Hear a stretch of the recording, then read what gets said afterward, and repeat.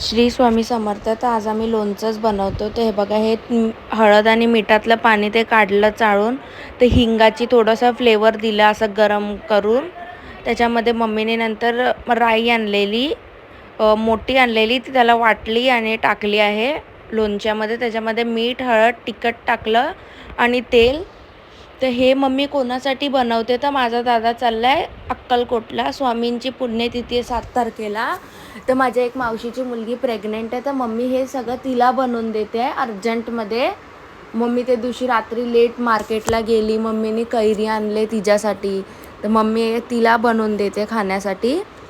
आणि माझे पप्पा आणि माझा दादा दोघं चालले 7 तारखेला आहे, तर ते लोक 6 तारखेला जातील. ते तिच्यासाठी आहे. मम्मी इथून सोलापूरला पाठवते. हे बघा, हा डब्बा भरून. तर हे भरलं एवढं सगळं आणि काही ठेवायचं नाही. नंतर हा तेल पण त्याच्यामध्ये टाकून द्यायचा.